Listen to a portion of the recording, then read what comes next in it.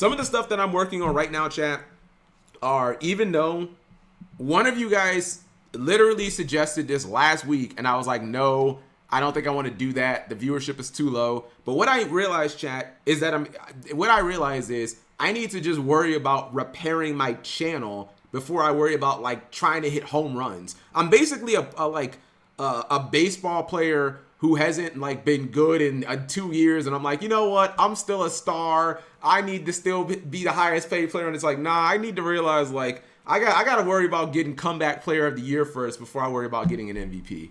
You know what I mean? Dual logs will steal it. So yeah, your card battle. Rip. Yeah, I got to worry about, chat, like just getting back to the grind, getting the algorithm on my side to where it's like pulling people who haven't watched me in a while back to the channel. Then I can start worrying about like, all right, these are the videos that hit. I can worry about that later. Like right now, I need to worry about getting content out. Yeah, I'm Russell Westbrook, chat. We're not in the MVP days anymore. Right now, we're just in the like try and stay in the league days. Yeah, Russ gotta humble himself. Fat Harden. Basically any washed up MVP. That's who I am right now. It's Dame time. And Dame was never an MVP. I like to think I'm a little better than that. So, I'm gonna put out a video. Here, I'll just ask you guys this, because I was talking about this on Discord, and I don't know if I'm off base, chat. How do you guys genuinely feel about the TCG exclusive archetypes, and let's say the last 4 years, chat? How do you guys feel? Because I feel like they have sucked. With the exception of two. I actually went through and I looked at every single one, and I was like, basically pass, fail. And I only passed 2 of them, chat. The only ones that I passed was Plunder Patrol and Gold Pride. And some people in this chat would probably be like, Gold Pride sucks. But Gold Pride has topped like multiple YCSs. You know what I mean? Like the only ones I passed was Gold Pride and Punk. Or excuse me, Gold Pride and Plunder. Like every other one's a failure. And this is coming from someone who loves mutants. But it's like, you know, you can't really say they were successful. Not counting Danger. Nah, I mean, Danger's not in the last 4 years, though. Danger is like 2018. Danger is Soul Fusion. Yeah, Danger's not in the last 4. If I went that far back, yeah, Danger is an absolute pet. Danger's up there with like Burning Abyss and Cosmo. Those are easily the 3 most successful TCG exclusive archetypes ever. Danger, Cosmo, and Burning Abyss. Those are like tier 1. But if you look at since the pandemic, since 2019, since chat, yeah, Danger are 5 years old. Basically, chat, since the rumor that they stopped letting Jerome McHale create TCG exclusives, which would be 2019, they've kind of sucked. So I just talk about that. And I'm like, how do people think, or how do people feel about that? You know what I mean? Because I feel I feel like, chat, is it me, or is there a vicious cycle with TCG exclusives, right? Like everyone gets super excited about them. You look at them, they're all kind of mysterious and unique, and we look at the artwork because that's what's revealed first, and Konami talks about them in the press release, like, oh, new TCG exclusive. Then you look at the cards and you're like, okay, these are a little hard to understand. And then by the second wave, we're like, wow, this really sucks, and everyone's disappointed. Like, chat, do you remember seeing War Rocks? And I think Nixon said that they look like they're gay JoJo characters. Hold on, War Rock. Is this it? Bishao? Let's see. I think this is it, right? Look at this guy. Hold on. War Rock. Like, how is it possible that they give a card art this awesome and made this card suck? It's a lot of cute Yu-Gi-Oh! But, like, why, though? Warrock Bishalos. And I feel like, chat, I mean, granted, there's a certain type of artwork there's a certain type of aesthetic that I like. Like, people look at Goaty and they're like, they look so cool. I don't really like the design of Goaty, but look at this guy. Dude, this looks like it should be the boss monster for like Vanquish Soul. I would love if this was like the boss monster of our archetype. I'd be like, this card looks so awesome. And the whole archetype's just trash. It's like unplayable. You know what I mean? Kaka, Me big, hit hard. I mean, yeah. Essentially, like, come on, chat. He doesn't look like a villain, but he definitely. What does he look like from? He could be like a Broly type. Yeah, he could be like he could be like the second villain of an arc in anime or something like that. But my point is, they have these TCG exclusive archetypes. The artwork is so good, and then these cards are so bad. You know, another one that I really like is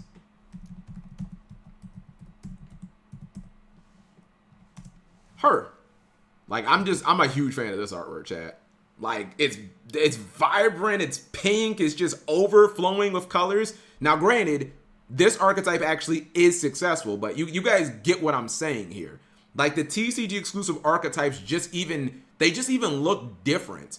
You know what I mean? Like, the artwork is usually really superb, and yet I never seen this.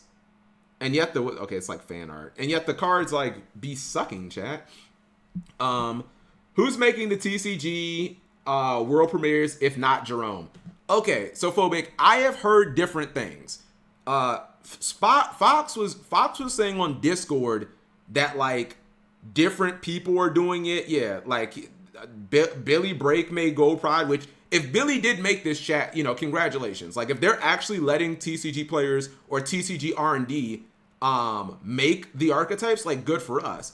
But I don't know, like, maybe the OCG is doing them and just it's kind of under the guise of the you know, that we made it but we didn't really make it. If it's still us making it, chat, if it's like, okay, well, Billy Break is gonna make this archetype but not Jerome, like, that's fine.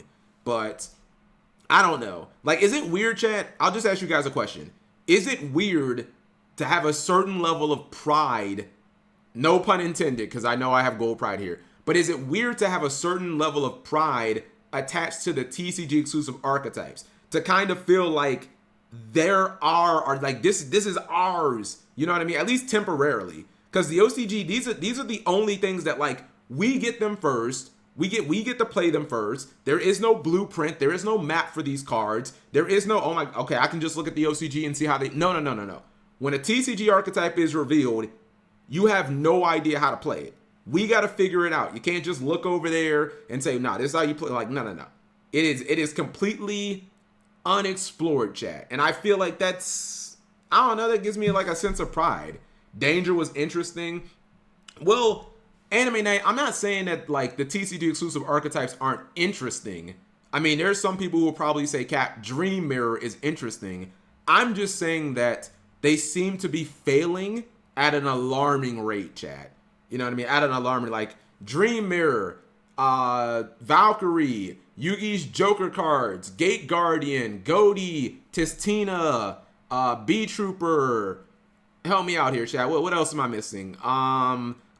New Fire Fist cards, those sucked. New Tunes, those were terrible. What else from like the last 3-4 years?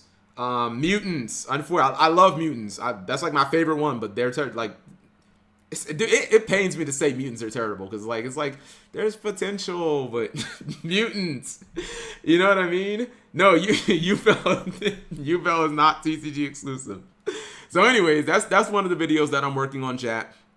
I'm going to do a video on Diabelistar and also probably on Horus, which I get it, I know. But Herman Hansen got second place with B Trooper at a remote YCS. Like, I'm just ignoring that. I'm just ignoring that. That deck is still unsuccessful because I'm pretty sure that deck topped like 2 regionals after that and then like never was played again. So I'm just. It did not win a YCS, Dyer. It got second at a YCS. It was Herman Hansen. I don't even remember who he played against, honestly, in the finals. But I know that it was literally just a DPE turbo deck. It was just make Verte as quick as possible, DPE, and just pray to God it works. That deck was ahead of the curve. I'm saying I did. Oh, I won a YCS. Congratulations, Dyer. I didn't know that. I like on the internet. I got that. Libromancer. Yes, Libromancer. Another failed TCG exclusive archetype. Libromancer. Totally forgot about that one. So, chat, am I out of line or am I in bounds? Because I even say, like, I wrote the script up for the video, and I'm saying, look, I don't want to just judge these archetypes solely on their competitive nature, because some people just like playing for fun, and for some people, you know, maybe playing Dream Mirror is cool. But like I don't understand how a deck can be fun, chat, if it's almost impossible to win with it. You know what I mean? Like, go find me one person who's like, Digibugs are fun, Cap. My record is 1 in 85, but they're fun. Like, I don't feel like that's real. You know? Tistina. Oh, I already say Tistina sucks. Although, I am just going on what Twitter said. Twitter said Tistina sucks, so Tistina sucks. So, if I'm wrong, then I'm going to blame Twitter on that one, Chad. Twitter, they just like, yeah, Tistina's trash. It's called Libromancer. Cause it failed. Oh wait, of course it failed. Libromancers are good. No, they're not. All they do is just summon a bunch and then just don't do anything. Let's see. What's up, Jib? Lib isn't failed, but yes, it is. Jib, hold on. Jib, I list every. I don't know if I list. No. I think I do. I think I list every single archetype that's eligible. Now again, I only go back. I think this is it, right? Let's see. Hold on. And by the way, chat, the barometer is not like Burning Abyss. It has multiple bro, it's like freaking fake YCSs. Let's see. Dream Mirror, new Fire Fist, new tunes, Yugi's Royal Poker cards, which I don't really know what the official name for these are, so if you guys have a better name, tell me now. Mutants, War Rock, Bee Trooper, Libromancer, Gate Guardian, and Goatee. Those are all the failed archetypes, with the successful ones being Plunder and Gold Pride. That's it. It's official. I said it. What was the first TCG exclusive archetype? Poker. Call them Poker Knights. Okay, I can go Poker Knights. Yugi's. We'll just take off. We'll call them Yugi's Poker Knights. Wasn't it Noble? I thought it was Noble Knights, right? Vlad has a video on it. You forgot that. No. Dyer, I'm only going to 2019. Like if I go further, yeah, Danger was 2018, and if I go further back, then it's like, you know, I have to include Subterror, which I would consider Subterror a failure. And I know people in the chat will say, Cap, what about Guru? Dude, that's not us. That's not us. Like, I don't think that's a real Subterror deck, chat. That's like. Is Guru a Subterror deck, chat? You only run like 3 Subterrors. Like, I don't think it really is. I don't think it is. Granted, it's not in there, but yes. If y'all say so. I was like, before Guru came out, it was literally not a deck. But anyways, Nib was 2019. Japan saved us with. Wait a minute. Yeah, you're right. No. Yeah. You're totally right. Guru came out in Savage Strike. Yeah. I didn't even remember that, chat. Yeah, Guru came out in Savage Strike as a common, if I'm not mistaken. Subterrors had like 3 sets of support, and there was no Guru. That archetype was terrible. Now, I know some people will say, Cap, what were Spirals before they got double heal? Spirals had potential. I still say, chat, Spirals had potential. Did they have tier 0 potential? Probably not, but like Spirals still had potential even without Double Helix. Double Helix just made them. That's still wild. That one card, they took a deck from like tier 5 to tier 0. That's insane. It was an import. Guru was V-Jump. The OCG also made Guru. It's the identity of the deck. 3 Hidden City. Okay, fair enough. Well, hold on. I feel like, Jib, we're just going to have to agree to disagree on Libromancer. Here, knee-jerk reaction, chat, or instant reaction. What does your gut tell you? Was Libromancer a success, chat? Yes or no? One word answer. I don't think so. What's the main card? Geek Boy, I think. No, yes, no, exactly. Libromancer was not a successful archetype. Libromancer, Geek Boy. He's probably like the main card, right? Let's see how much he comes up. Wow. I don't know, man. This doesn't really look. Let's see. We got G-Nets at a regional and some dude in Denmark Nationals. Yeah, I'm going to say not successful. I'm going to say not. Libromancer is good engine, not a deck. It's not successful. It's not. And like, I know that Gold Pride wasn't as good as Plunder, but like, Gold Pride's better than this shit. Yeah, Gold Pride's better than this shit. So, to me, we've only had 2 successful TCG exclusive archetypes in the last 4 years. In the last 4 years, we've just had 2. And to me, that's a problem. They are as successful as Vanquish Soul. Bro, stop. Vanquish Soul just got second place at a YCS. Vanquish Soul is the best deck that no one thinks is good. And when it wins a look up Gold Pride. All right, I'll look up Captain Carry. Gold Pride Captain. I don't know why it's not coming up. Gold Pride Captain Carry. Every build of Gold Pride runs her, right? Yeah. Look at that, chat. Way more tops. Regional, 3rd place. YCS Philly, which I attended.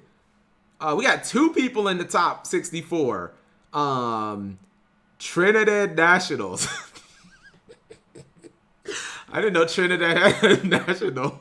I want to play Trinidad Nationals. Gold Pride. I think this is the pure build too. Top 8.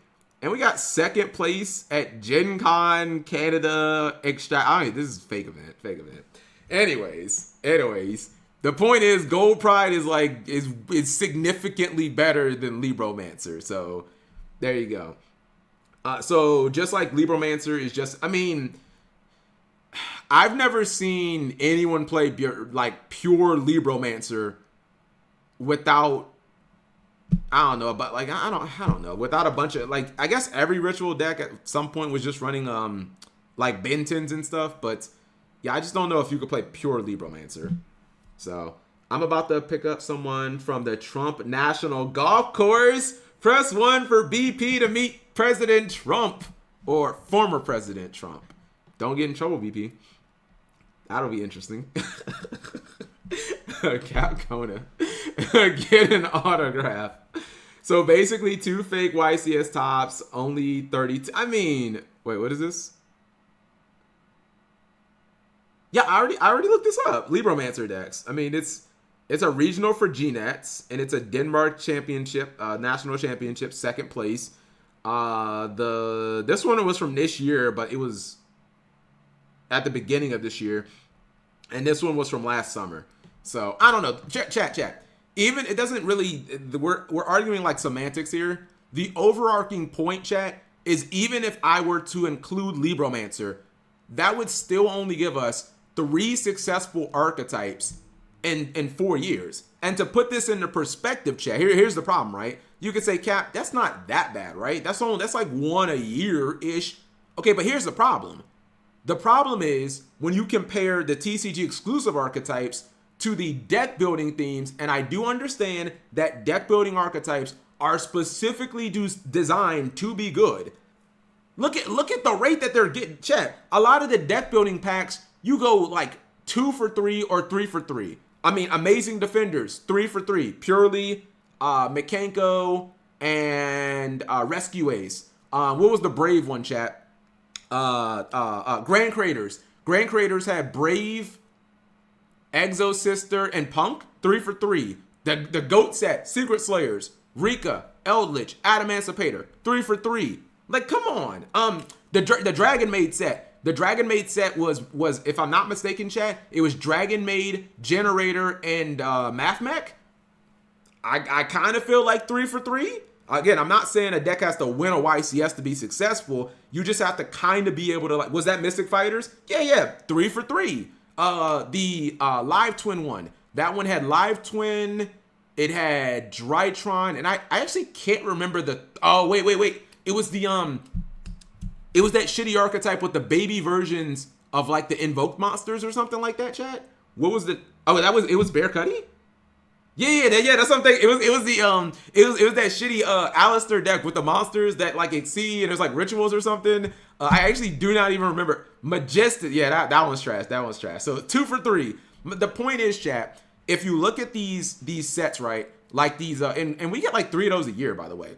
If you look at these deck building sets, chat, it's kind of rare that they go like one good archetype or one playable archetype out of 3. Like, a lot of times you're getting 3 for 3 or 2 for 3.